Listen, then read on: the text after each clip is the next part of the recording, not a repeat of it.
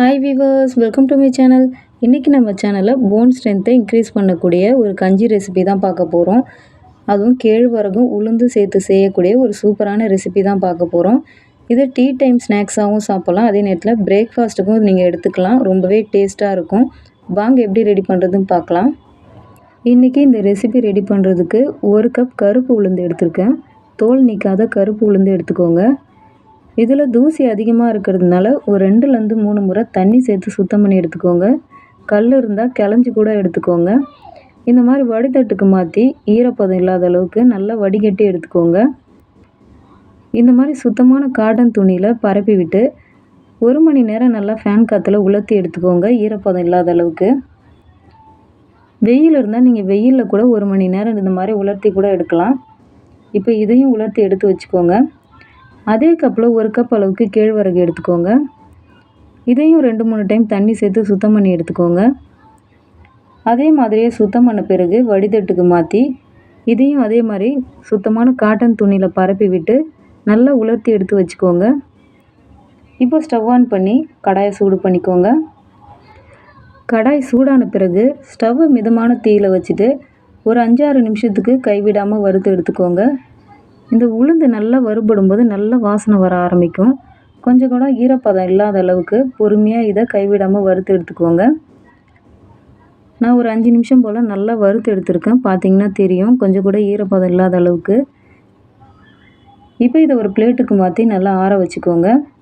அதே கடாயில் மறுபடிக்கும் நம்ம உலர்த்தி வச்சுருக்க கேழ்வரகை சேர்த்துக்கோங்க. ஸ்டவ்வை மிதமான தீயில் வச்சுட்டு இதையும் ஒரு 4 நிமிஷத்துக்கு வறுத்து எடுத்துக்கோங்க. இதையும் வறுத்து எடுத்த பிறகு அதே பிளேட்டுக்கு மாற்றிக்கோங்க. வாசனைக்காக 2 ஏலக்காய், ஒரு 2 துண்டு சுக்கை நல்லா நசுக்கிட்டு சேர்த்துக்கோங்க. அப்போ தான் மிக்சியில் அரைக்கும் போது நல்லா அரைப்பட்டு வரும். இப்போ சுத்தமான மிக்சி ஜாருக்கு மாற்றி நல்லா மைய அரைச்சி எடுத்துக்கோங்க.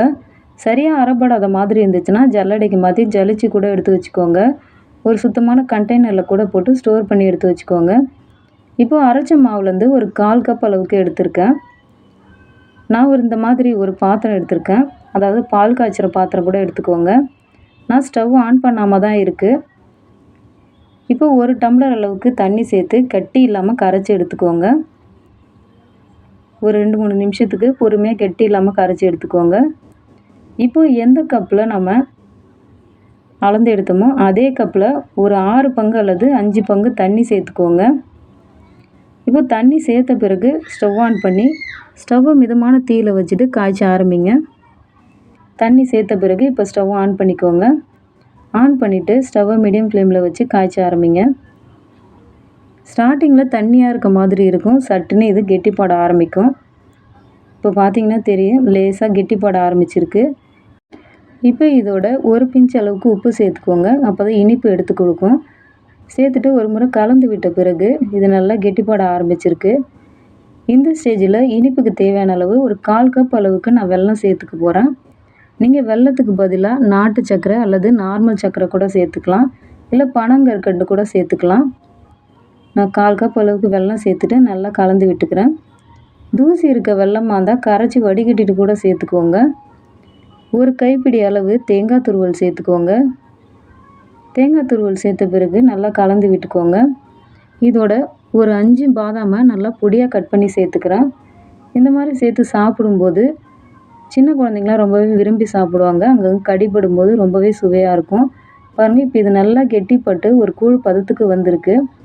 இப்போ சூடாக இதை ஒரு பவுலுக்கு மாற்றி சர்வ் பண்ணுங்கள். டீ டைம் ஸ்நாக்ஸாகவும் இதை குடிக்கலாம். அதே நேரத்தில் பிரேக்ஃபாஸ்ட்டை ஸ்கிப் பண்ணிவிட்டு கூட நீங்கள் இதை எடுத்துக்கலாம். ரொம்பவே ஹெல்த்தியாக இருக்கும். போன் ஸ்ட்ரென்த்தை இன்க்ரீஸ் பண்ணக்கூடிய இந்த ரெசிபியை ட்ரை பண்ணிவிட்டு எப்படி இருக்குன்னு சொல்லுங்கள் கமெண்ட் பாக்ஸில். வீடியோ பிடிச்சிருந்தால் லைக் பண்ணுங்கள், சப்ஸ்கிரைப் பண்ணுங்கள், ஃப்ரெண்ட்ஸ்க்கும் ஷேர் பண்ணுங்கள். Bye friends.